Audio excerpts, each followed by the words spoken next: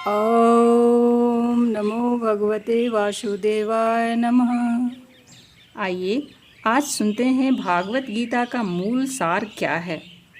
गीता का विशेषता सिर्फ धार्मिक ग्रंथ होने के नहीं, बल्कि इसमें उन सभी सिद्धांतों का समावेश है जो एक आदर्श जीवन के निर्माण में महत्वपूर्ण हैं। गीता में भगवान कृष्ण द्वारा अर्जुन को दिए गए उपदेश न केवल उस समय के युद्ध के परिस्थितियों के लिए थे, बल्कि आज भी उन्हें समझकर हम अपने जीवन को समृद्धि और आनंद से भर सकते हैं। भागवत गीता का मूल सार धार्मिकता और अपने स्वयं के वास्तविक स्व को जानने और समझने की बातों में निहित है।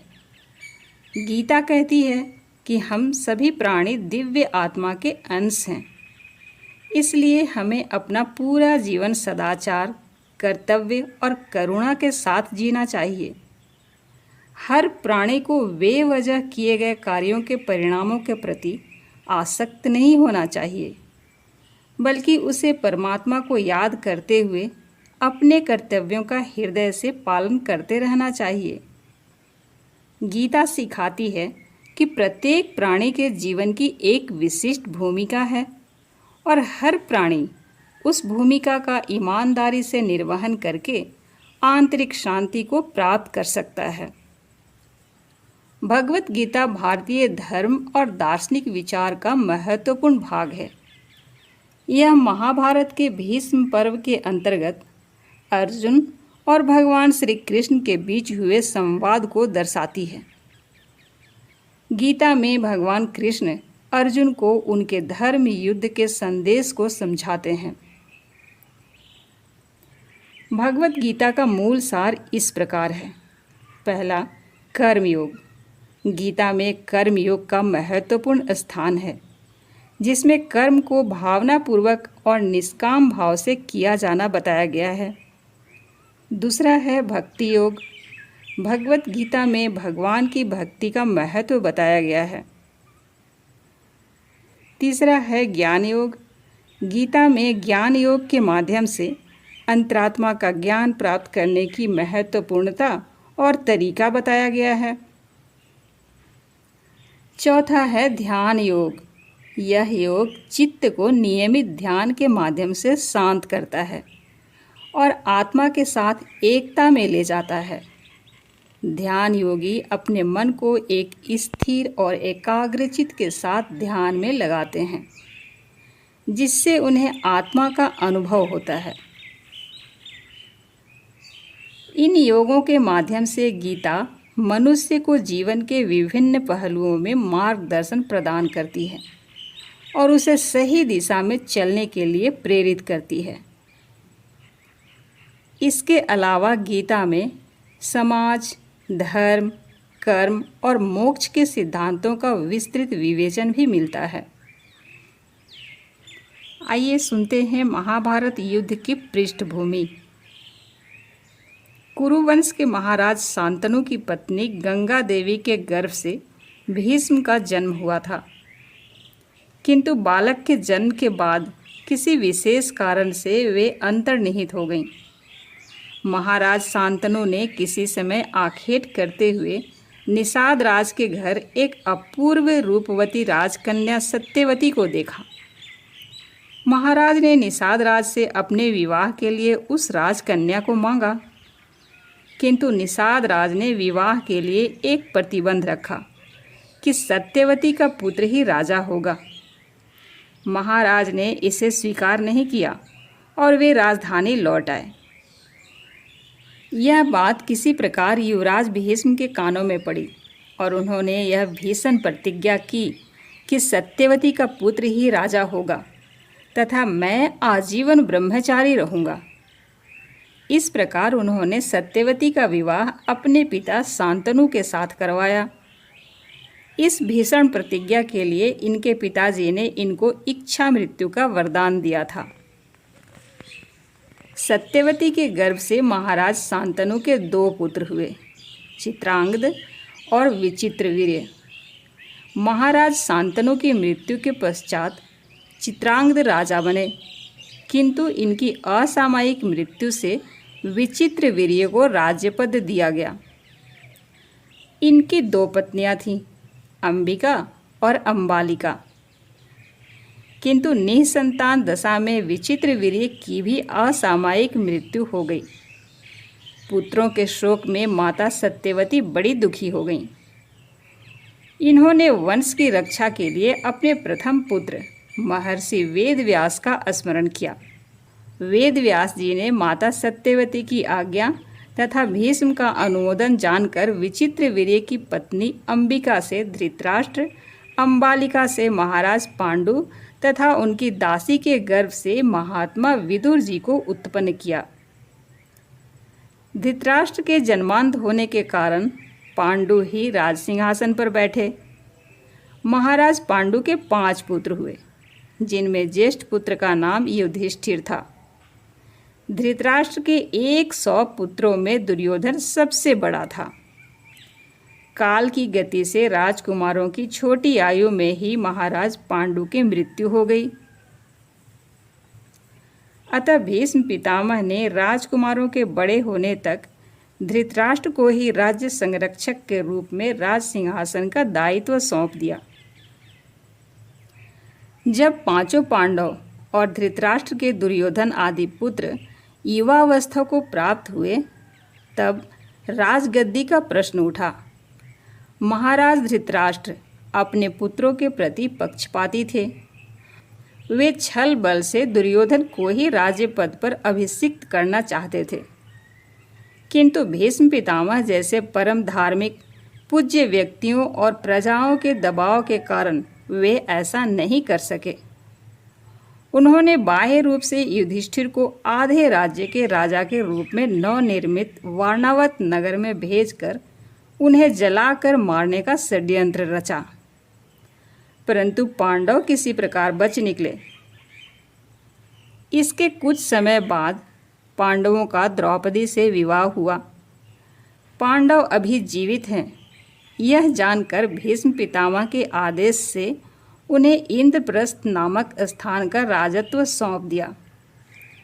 पांडवों ने वहां श्री कृष्ण की सहायता से मैं दानव के द्वारा एक अद्भुत सुंदर नगरी और राजभवन का निर्माण करवाया। कुछ ही दिनों में पांडवों ने भारतवर्ष के बड़े बड़े राजाओं को जीतकर एक महाराजसु यज्ञ का अनुष्ठान किया। महाराज धृतराष्ट्र और दुर्योधन आदि पांडवों के राजसु यज्ञ को देख सुनकर ईर्ष्या से जल उठे। उन्होंने पुनः षड्यंत्र रचकर कपटतापूर्वक द्रुत क्रीड़ा में पांडवों का राज्य ले लिया तथा उन्हें 12 वर्ष के लिए वनवास और 1 वर्ष के अज्ञातवास के लिए बाध्य किया, किंतु वह समय पूरा होने पर भी पांडवों को उनका राज्य नहीं लौटाया गया। औरों की तो बात ही क्या, भगवान श्री कृष्ण भी पांडवों का दूत बनकर हस्तिनापुर में गए, किंतु दुर्योधन अपनी हठ पर अड़ा रहा। उसने 5 गांव की तो बात ही क्या, बिना युद्ध के सुई की नोक भर भी जमीन देना स्वीकार नहीं किया। इसलिए युद्ध अवश्यंभावी हो गया। युद्ध के लिए कुरुक्षेत्र ही क्यों चुना गया? इसका एक कारण है। व्यास जी ने युद्ध स्थल कुरुक्षेत्र को धर्म क्षेत्र कहा है। श्रीमद् भागवत के अनुसार कुरुराज के नाम पर इस क्षेत्र का नाम कुरुक्षेत्र हुआ। महाभारत में शल्य पर्व के अनुसार महाराज कुरु किसी समय इस क्षेत्र को हल से जोत रहे थे। उस समय देवराज इंद्र ने उपस्थित होकर उनसे पूछा, तुम किस लिए ऐसा कर रहे हो? कुरुराज ने उत्तर दिया, मैं चाहता हूँ कि जो लोग इस क्षेत्र में देह त्याग करें उन्हें स्वर्ग लोक की प्राप्ति हो। ऐसा सुनकर देवराज ने उनका उपहास किया और स्वर्ग लोक लौट गए। महाराज कुरु पुनः बड़े उत्साह से हल चलाने लगे। इंद्र पुनः पुनः उनके समीप आकर उनका उपहास करते और चले जाते। अंत में अन्य देवताओं के परामर्श से देवराज ने प्रसन्न होकर कुरुराज को यह वर दिया कि जो भी इस क्षेत्र में देह त्याग करेंगे अथवा युद्ध में मारे जाएंगे, उन्हें अवश्य ही स्वर्ग की प्राप्ति होगी।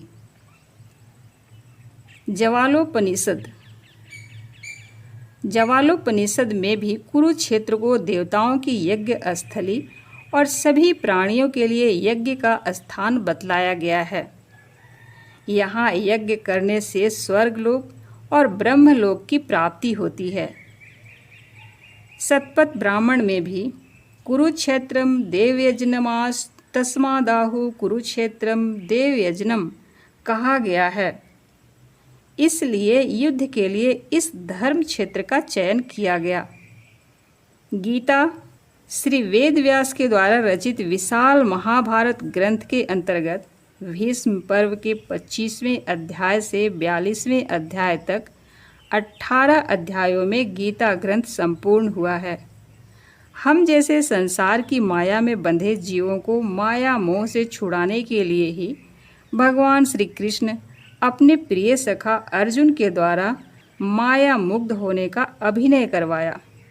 उनके द्वारा मोहग्रस्त जीवों के अनुसार प्रश्न करवाकर स्वयं उन प्रश्नों का उत्तर देते हुए सभी प्रकार की शंकाओं को दूर कर क्रमानुसार जीवों के माया मोह को दूर करके भव सागर से पार करा के अपने चरण कमलों की प्राप्ति का मार्ग दिखलाया है।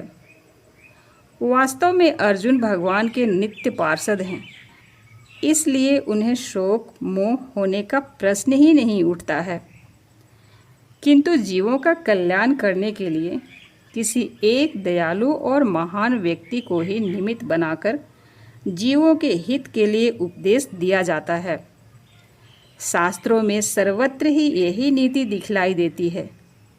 गीता का यह ज्ञान समस्त वेदों, उपनिषदों और पुराणों का सार है।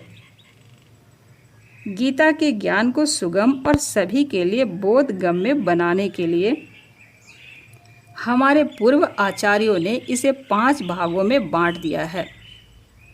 पहला भाग है सभी के लिए साधारण उपदेश, दूसरे भाग में गूढ़ उपदेश, तीसरे में अधिक गूढ़ उपदेश, चौथे में अत्यधिक गूढ़ उपदेश और 5वें भाग में सबसे गूढ़ उपदेश। युद्ध आरंभ होने से पूर्व अर्जुन ने भगवान श्री कृष्ण से अपने रथ को दोनों सेनाओं के मध्य ले जाने के लिए कहा, जिससे वे कौरवों की सेना के योद्धाओं को देख सकें। कौरवों की सेना में अपने ही स्वजनों को देखकर अर्जुन बहुत दुखी हो गए और वे श्री कृष्ण से कहने लगे, हे कृष्ण, विपक्ष के सेना में अपने स्वजनों को देखकर मेरे सभी अंग शिथिल हो रहे हैं और मुख भी सूखा जा रहा है। मेरा शरीर भी कांप रहा है और गांडीव भी मेरे हाथों से गिर रहा है। मैं केवल अशुभ लक्षणों को देख रहा हूँ। मैं स्वजनों को मारकर पृथ्वी तो क्या, तीनों लोगों का राज्य भी नहीं चाहता हूँ। इन्हें मारने से हमें पाप ही लगेगा और स्वजनों की हत्या करके हम किस प्रकार सुखी होंगे। युद्ध में इतने सैनिकों के मरने पर उनकी स्त्रियां विधवा और उनकी संतानें अनाथ हो जाएंगी। वे स्त्रियां भी आश्रयहीन और चरित्रहीन होकर अवैध संतानों को जन्म देंगी, जिससे धर्म का नाश हो जाएगा। इससे तो अच्छा यह होगा कि अस्त्र विहीन और आत्मरक्षा के लिए चेष्टा रहित मुझको वे मार डालें। मैं युद्ध नहीं करूँगा। यह कहकर अर्जुन रथ में बैठ गए। भगवान श्री कृष्ण बोले, हे पार्थ, यह तुम्हें शोभा नहीं देता। हृदय की दुर्बलता का त्याग कर युद्ध के लिए खड़े हो। अर्जुन ने कहा, हे मधुसूदन, मैं कैसे अपने पूजनीय भीष्म पितामह और गुरु द्रोणाचार्य के विरुद्ध बाणों के द्वारा युद्ध करूँगा। मैं कायरता को प्राप्त कर अपने धर्म के विषय में मोहित हो रहा हूँ। मैं आपका शिष्य हूँ। कृपया जो मेरे लिए मंगलदायक हो वह उपदेश कीजिए। मैं आपकी शरण ग्रहण करता हूँ। भगवान श्री कृष्ण ने कहा, तुम नहीं शोक करने योग्य व्यक्तियों के लिए शोक कर रहे हो, पुनः पांडित्यपूर्ण वचन भी कह रहे हो। किंतु पंडितगण ना तो मृत और ना ही जीवित व्यक्तियों के लिए शोक करते हैं। जिस प्रकार शरीरधारी जीवात्मा इस स्थूल शरीर में क्रमशः कुमारावस्था, यौवनावस्था और वृद्धावस्था प्राप्त करता है, उसी प्रकार मृत्युपरांत जीवात्मा को अन्य शरीर प्राप्त होता है। अतः धीर व्यक्ति शरीर के नाश और उत्पत्ति के विषय में मोहित नहीं होते हैं। यह जीवात्मा कभी भी ना तो जन्म लेता है और ना ही कभी मरता है, अथवा बार बार इसकी उत्पत्ति या वृद्धि नहीं होती है। यह अजन्मा, नित्य, शाश्वत और प्राचीन होने पर भी नित्य नवीन है। शरीर के नष्ट होने पर भी इसका विनाश नहीं होता है। इस जीवात्मा को न शस्त्रों के द्वारा छेदा जा सकता है, न ही आग के द्वारा जलाया जा सकता है, न ही जल के द्वारा भिगोया जा सकता है और न ही वायु के द्वारा सुखाया जा सकता है। जिस प्रकार मनुष्य पुराने वस्त्रों को त्याग कर दूसरे नए वस्त्रों को ग्रहण करता है, उसी प्रकार जीवात्मा भी पुराने शरीर को त्याग कर दूसरे नए शरीरों को धारण करता है।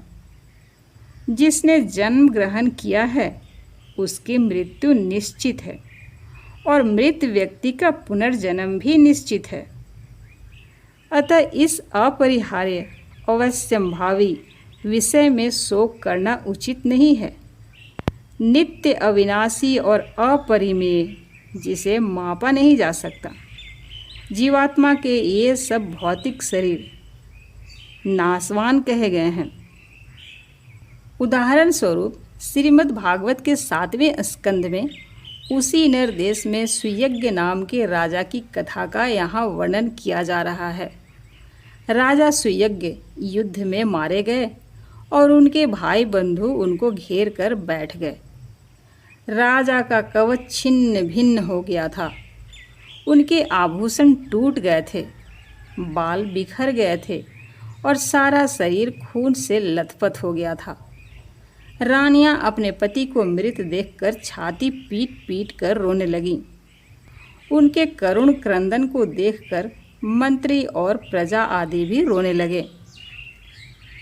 रानियां रोते रोते कहने लगीं, हे प्राणनाथ, आप हमें असहाय छोड़कर कहाँ चले गए? आप हमसे बहुत प्रेम करते थे, हमारी थोड़ी सी भी सेवा को आप बहुत बड़ा मानते थे।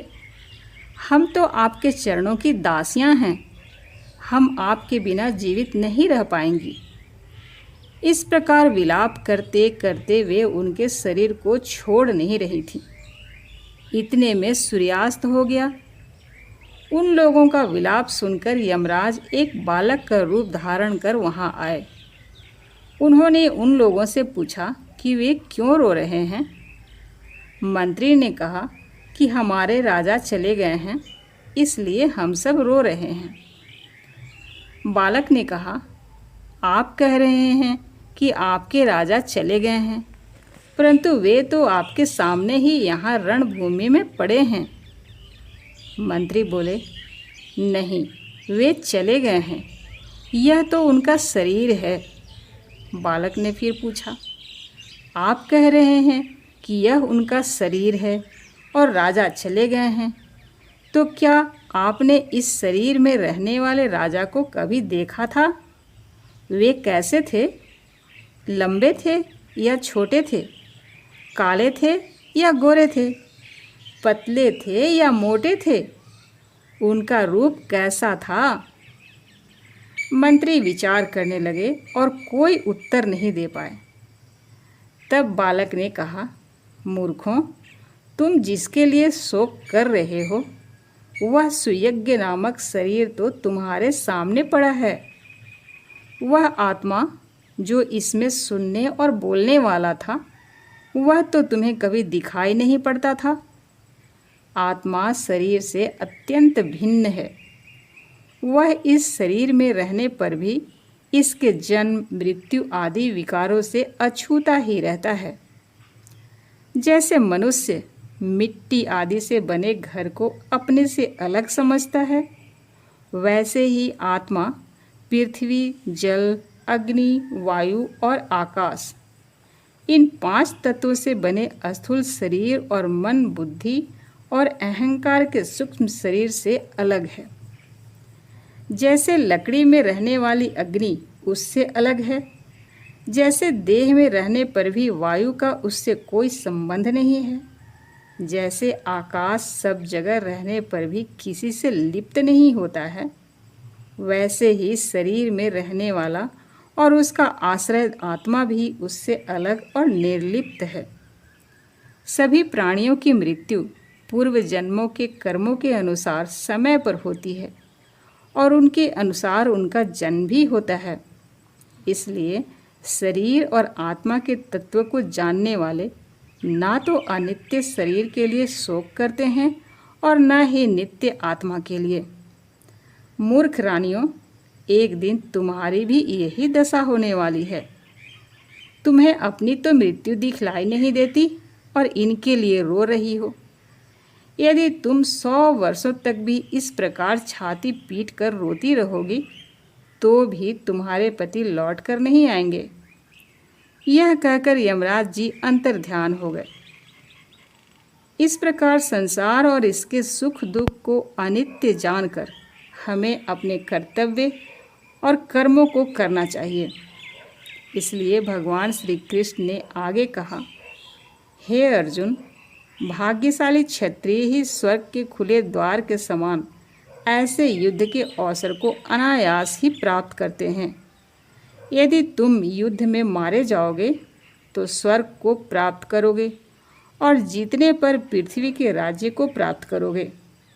दूसरी ओर यदि तुम धर्म युद्ध नहीं करोगे तो स्वधर्म और कीर्ति को खोकर पाप को प्राप्त करोगे।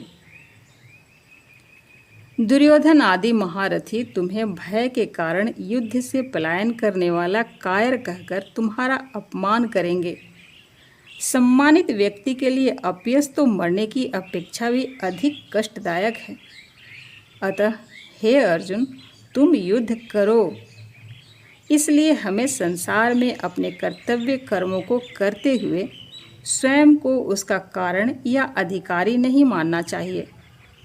श्री कृष्ण ने कहा, कर्मण्येवाधिकारस्ते मा फलेषु कदाचन मा कर्म फल हेतुर्भूर्मा ते संगोस्त्व कर्मणि।